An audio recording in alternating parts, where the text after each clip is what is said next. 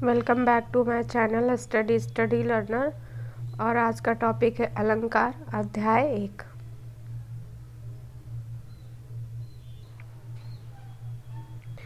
अलंकार का शाब्दिक अर्थ होता है जो भूषित करे। अलंकार का शाब्दिक अर्थ होता है जो भूषित करे। ये भाषा को भूषित करते हैं, अतएव इन्हें भाषा का आभूषण भी कहा जा सकता है। आचार्य वामन ने अलंकार की बहुत ही सहज और सटीक व्याख्या करते हुए कहा है कि जो किसी वस्तु को अलंकृत करे वह अलंकार है। ये आचार्य वामन की अलंकार के लिए परिभाषा है। जो किसी वस्तु को अलंकृत करे वह अलंकार है।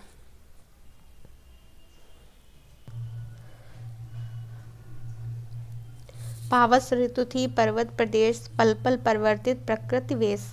तो इन पंक्तियों में प्रयुक्त अलंकार अनुप्रास है, क्योंकि यहाँ पे पावड़ की आवृत्ति है, भाषा को लयात्मक बनाकर उसे रम्यता प्रदान कर रही है। यहाँ पे पावड़ है जो बार बार प्रयुक्त हुआ है, इसीलिए यहाँ पे अनुप्रास अलंकार है। और अनुप्रास अलंकार 3 प्रकार के होते हैं: शब्दालंकार, अर्थालंकार और उभयालंकार। अब एक देखेंगे शब्दालंकार। शब्दालंकार जिन शब्दों के कारण काव्य की सुंदरता बढ़ती है तथा उनमें चमत्कारिक प्रभाव पैदा होता है, वहाँ शब्दालंकार होता है। शब्दालंकार काव्य की बाहरी सुंदरता को बढ़ाता है।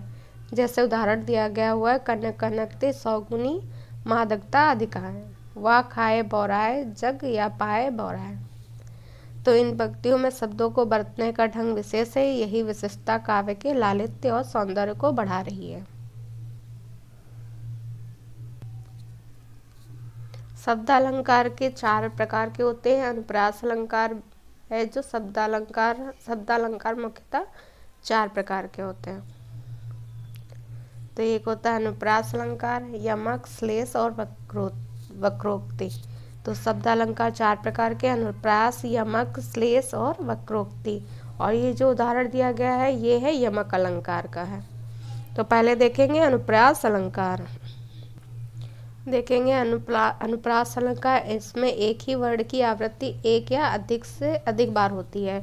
इसमें वर्णों की आवृत्ति एक या एक से अधिक बार होती है, वहाँ पे अनुप्रास अलंकार होता है। जैसे तरनी तरबूजा, तट तमाल तरुअर बहुचा। यहाँ पे तावड़ है जो बार बार आया है, इसीलिए इसकी आवृत्ति अनेक बार हुई है, अतः ये अनुप्रास अलंकार है। और अनुप्रास अलंकार के 5 प्रकार के होते हैं। अनुप्रास अलंकार एक है छेकानुप्रास, दूसरा है वृत्त्यानुप्रास, फिर लाटानुप्रास, श्रुत्वानुप्रास और अनत्यानुप्रास। ये अनुप्रास के प्रकार हैं 5। अब इसमें जो छेकानुप्रास देखेंगे। छेकानुप्रास वो होता है इसमें वर्ण 2 बार आता है। इसमें कोई भी वर्ण है अगर 2 बार आ रहा है तो वो छेकानुप्रास हो जाएगा। जैसे यथा, लंपट, कपटी, कुटिल, विशेषी। तो यहाँ पे का वर्ण है 2 बार प्रयुक्त हुआ है, कपटी में या कुटिल में, अतः यहाँ पे छेकानुप्रास होगा। इसको याद रखेंगे, वर्ण 2 बार आता है। नेक्स्ट है वृत्त्यानुप्रास। तो वृत्तानुप्रास में देखेंगे, वृत्त्यानुप्रास होता है इसमें वृत्तियों के अनुसार वर्णों की आवृत्ति होती है। वृत्तियों के अनुसार वर्णों की आवृत्ति होती है। यह आवृत्ति एक या अधिक वर्णों में अनेक बार हो सकती है।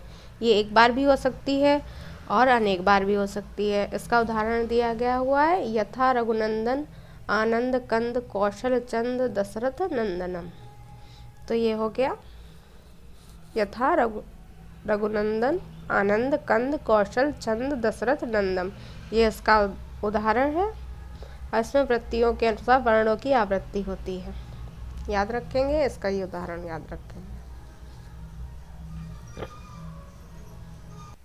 और यहाँ पे है जो नावर्ण की आवृत्ति है जो बार बार हुई है। देखो ये रघुनंदन आनंद कंद चंद नंदनम, इसीलिए यहाँ पे वृत्तानुप्रास है। 3rd नंबर देखेंगे लाटानुप्रास। इसमें शब्द या वाक्य की आवृत्ति होती है। विशिष्टता यह होती है कि सामान्य रूप से या तो इसमें अर्थ की एक रूपता होती है, किंतु अन्वय करने पर अर्थ परिवर्तित हो जाता है। जब इसका अन्वय करते हैं तो इसका अर्थ है जो परिवर्तित हो जाता है, और सामान्य रूप से इसमें अर्थ की एक रूपता होती है। शब्द या वाक्य की आवृत्ति होती है लाटा अनुप्रास में। इसका उदाहरण है यथा पूत सपूत तो का धन संचय, पूत कपूत तो का धन संचय।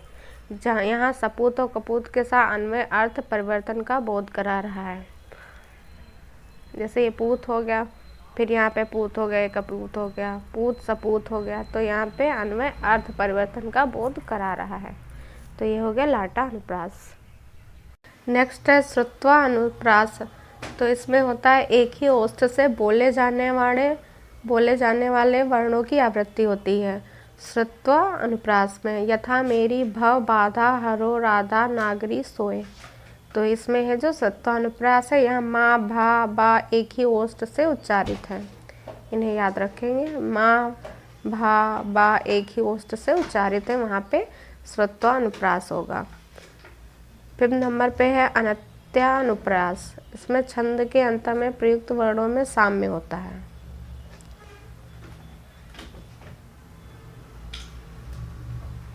तो इसका उदाहरण है यथा कंकन किंकिन नुपुर धुनि सुनी, कहत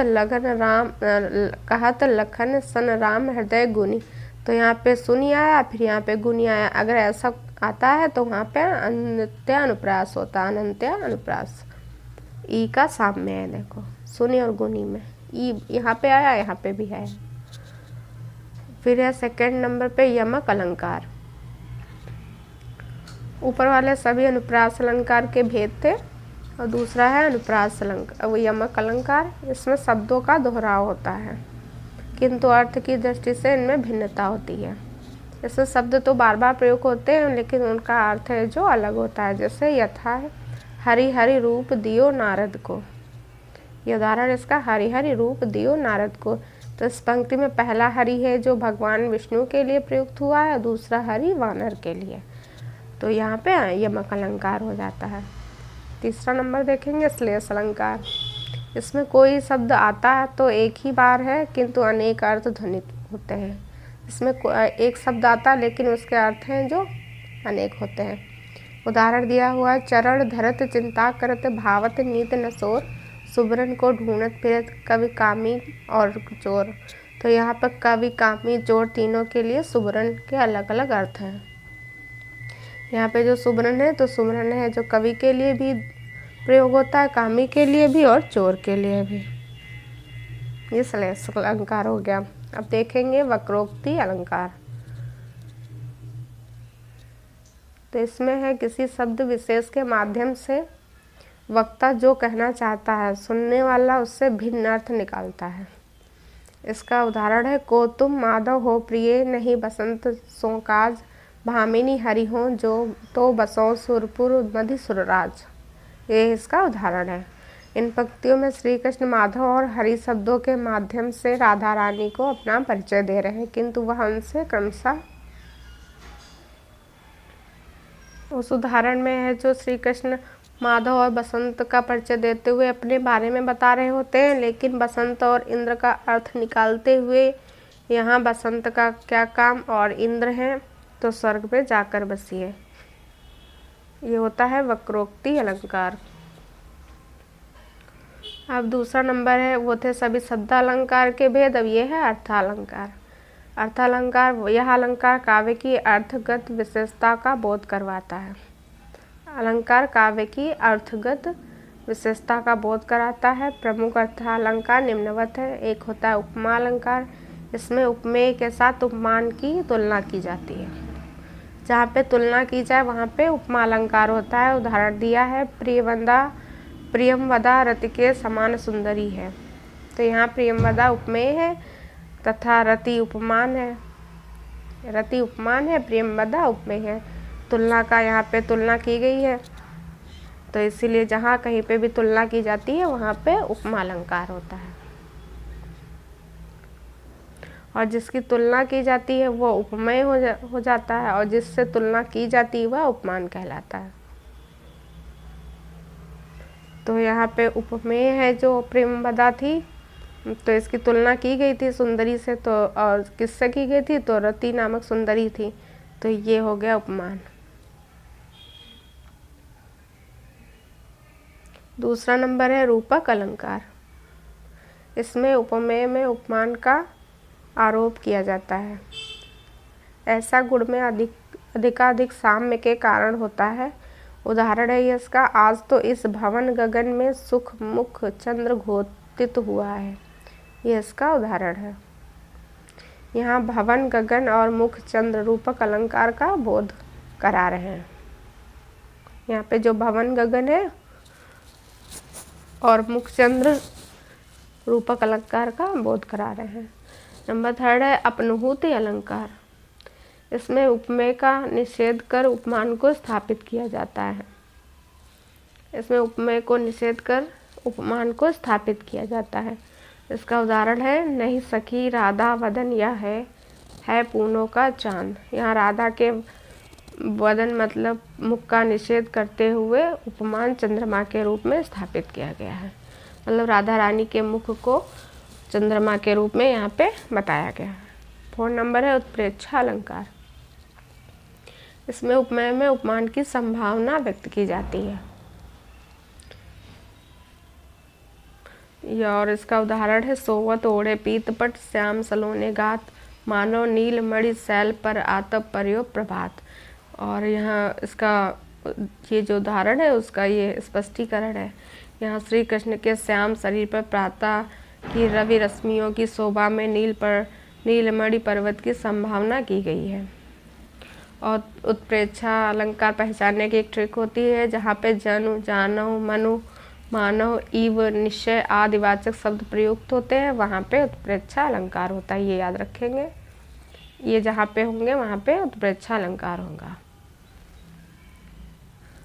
5 नंबर है अतिशयोक्ति अलंकार। इसमें किसी बात या वस्तु का वर्णन बहुत बढ़ा चढ़ाकर किया जाता है।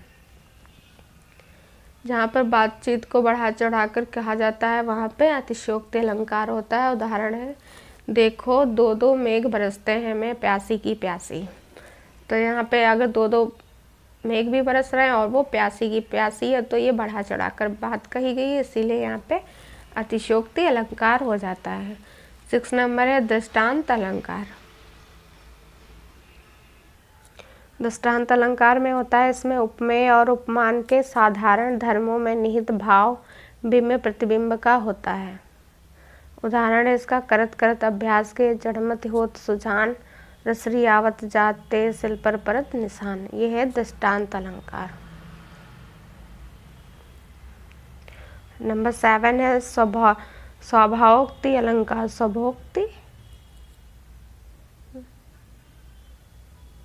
स्वभावोक्ति अलंकार में होता है, इसमें स्वभाव के वर्णन में चमत्कृत कर देने वाले प्रभाव का बोध होता है।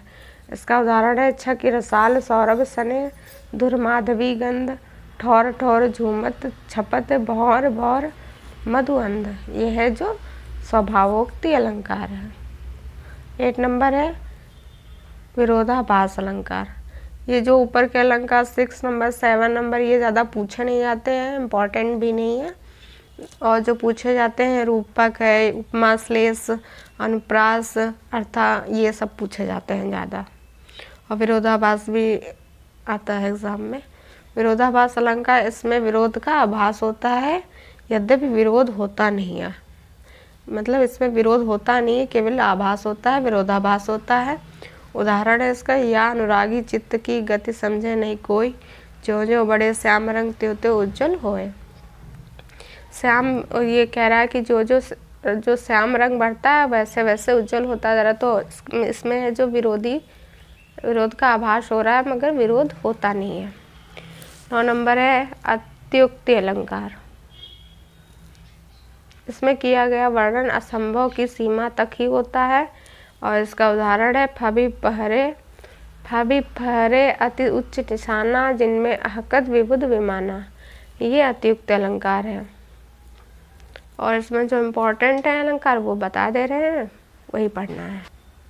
इसमें केवल अनुप्रास अलंकार, 6 का अनुप्रास अलंकार के जितने भी भेद थे वो पढ़ लेंगे, वो सभी इम्पोर्टेंट है। और फिर है ये यमक अलंकार, ये भी इम्पोर्टेंट है। श्लेष अलंकार भी है। और वक्रोक्ति भी कभी कभी आता है।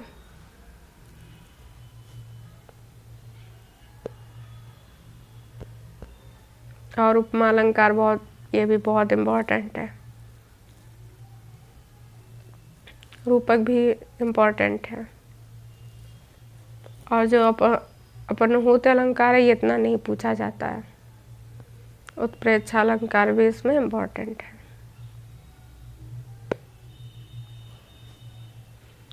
और अतिशयोक्ति और दृष्टांत भी इम्पोर्टेंट है। अब अलंकार से संबंधित क्वेश्चन दिए गए हुए हैं। क्वेश्चन नंबर 1 है, निम्नलिखित में से अलंकार संप्रदाय का प्रवर्तक किसे माना जाता है? तो ये भामा थे, इनको अलंकार संप्रदाय का प्रवर्तक माना जाता है। खा ऑप्शन इसका सही हो जाता है, भामा। क्वेश्चन नंबर 2 है, काव्य शास्त्र का प्रथम संप्रदाय कौन है? तो काव्य शास्त्र का प्रथम संप्रदाय अलंकार है। इसका गा आंसर सही हो जाता है। क्वेश्चन नंबर 3 है, अलंकारों को कहा जाता है? तो अलंकारों को भाषा का आभूषण कहा जाता है। इसका घा वाला आंसर सही हो जाता है। क्वेश्चन नंबर 4 है, पीपर पात सरिसमंडोला, इसमें कौन सा अलंकार है? तो पीपर पात सरिसमंडोला में उपमा अलंकार है।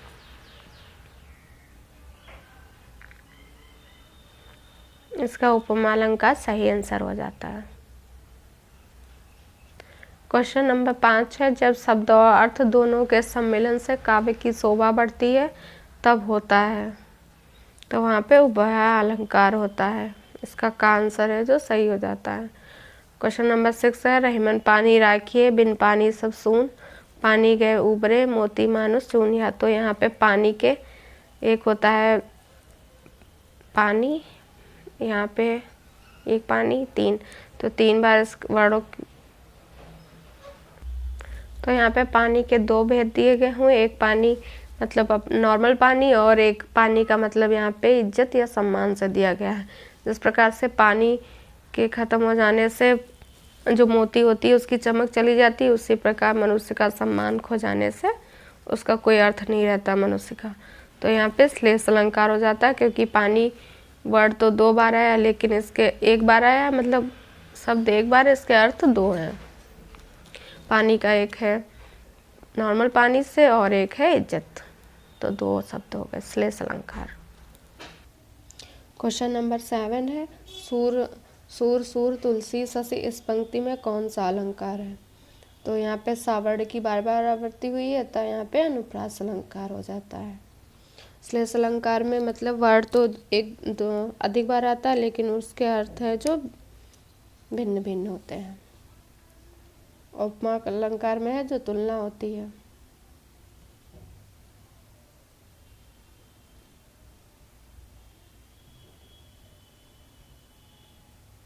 खा आंसर इसका सही हो जाता है।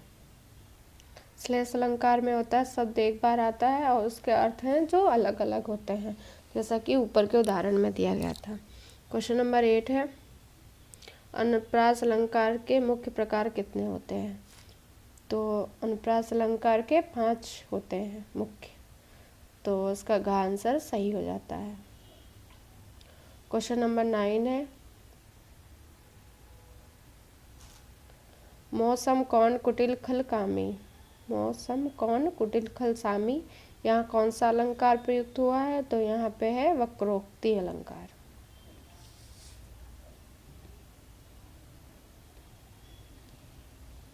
तो खा आंसर इसका सही हो जाता है।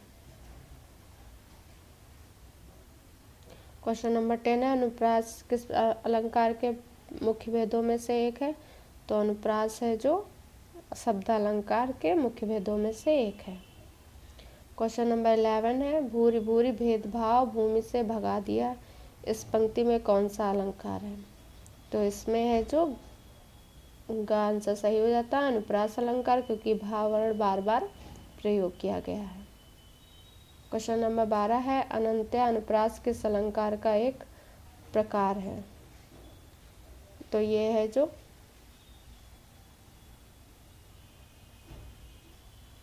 यह अनुप्रास अलंकार का एक प्रकार है। का आंसर इसका सही हो जाता है। क्वेश्चन नंबर 13 देखेंगे। तरन तनुजा तरतमाल तरवर बहुचा, इस पंक्ति में कौन सा अलंकार है? तो इस पंक्ति में अनुप्रास अलंकार है, क्योंकि यहाँ पे तावड़ बार बार प्रयोग किया गया हुआ है। क्वेश्चन नंबर 14 देखें। सोहत ओढ़े पीतपट श्याम सलोने गात, मानो नीलमणि शैल पर आपत पर्यो प्रभात। तो इसमें कौन सा अलंकार है? इसमें अलंकार है उत्प्रेक्षा, क्योंकि यहाँ पे मानो शब्द ये देख लेंगे, मानो जनजानो ये शब्द होते हैं तो वहाँ पे उत्प्रेक्षा अलंकार होता है। क्वेश्चन नंबर 15 देखेंगे। वक्रोक्ति किस अलंकार के प्रमुख भेदों में से एक है? तो वो है शब्द अलंकार में आता है वक्रोक्ति अलंकार। क्वेश्चन नंबर 16 देखेंगे। चरण कमल बंदो हरिराई, इस पंक्ति में कौन सा अलंकार है? तो इसमें रूपक अलंकार है। क्वेश्चन नंबर 17 देखेंगे। कनक कनकते सौगुनी, मादकता अधिकाय, जो खाए बोराए जग या पाए बोराए। यहाँ प्रयुक्त अलंकार का नाम बताइए। तो यहाँ पे है यमक अलंकार, क्योंकि एक कनक का यहाँ पे सोना से है, एक कनक का अर्थ होता है धतूरा से। क्वेश्चन नंबर 18 है। कबीरा सोई पीर है, जे जाने पर पीर, जय पर पीर न जाने सो काफिर बेपीर। तो इसमें कौन सा अलंकार है? तो इसमें है यमक अलंकार। खा उसका सही हो जाता है।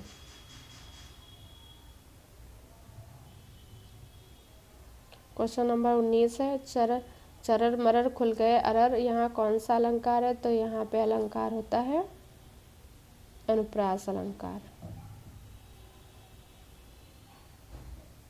क्योंकि ये वृत्तानुप्रास है। बार बार रहा है जो इसमें भी है, इसमें भी है और इसमें भी है। क्वेश्चन नंबर 20 है। सुनीता को अप्सरा मेनका के समान सुंदर है, यहाँ सुनीता है तो यहाँ पे सुनीता तो अप्सरा मेनका के समान सुंदर है, तो यहाँ पे हो जाएगा, तो यहाँ पे सुनीता है जो उपमेय है, और जिसकी तुलना जिससे तुलना की जाती है मेनका, ये उपमान हो जाता है। मेनका है उपमान। क्वेश्चन नंबर 21 देखेंगे। रहीमन जो गति दीप की, कुल कपूत गति सोए, बारह उजियारे लगे, बढ़े अंधेरो होए। यहाँ कौन सा अलंकार है? तो 21 में है अलंकार श्लेष अलंकार है। आंसर इसका सही हो जाता है। क्वेश्चन नंबर 22 है। पीठ पीत मानव तड़ित रुचि सुचि नोमि जनक सुतावरम। तो यहाँ पे मानव शब्द आया है, ये याद रखेंगे। सॉरी, हाँ, तो यहाँ पे मानव शब्द आया, जहाँ पे जन जानो मन मानव शब्द आते हैं वहाँ पे उत्प्रेक्षा अलंकार होते हैं। क्वेश्चन नंबर 23 है। 3 बेर खाती थी, वे 3 बेर खाती हैं, इस पंक्ति में कौन सा अलंकार है?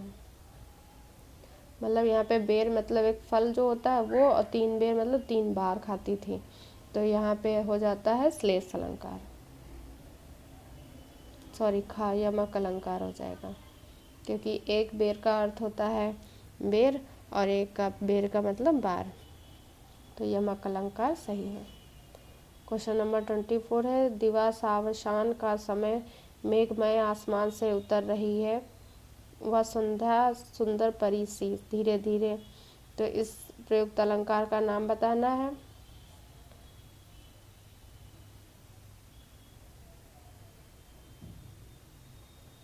तो यहाँ पे अतिशोक्ति अलंकार हो जाएगा। आंसर इसका सही हो जाएगा। क्वेश्चन नंबर 25 है। नहीं पराग नहीं मधुर मधु, नहीं विकास यही काल, अली कली ही स्यो बिंध्यो, आगे कौन हवाल। यहाँ कौन सा अलंकार प्रयुक्त हुआ है? तो यहाँ पे अन्योक्ति अलंकार प्रयुक्त हुआ है। क्वेश्चन नंबर 26 है। शिवदत्त सूर्य के समान तेजस्वी है, तो यहाँ सूर्य है, तो सूर्य यहाँ पे क्या है? उपमान है। अगर आपको ये क्लास अच्छी लगी हो तो लाइक शेयर सब्सक्राइब करें। वीडियो देखने के लिए थैंक यू सो मच।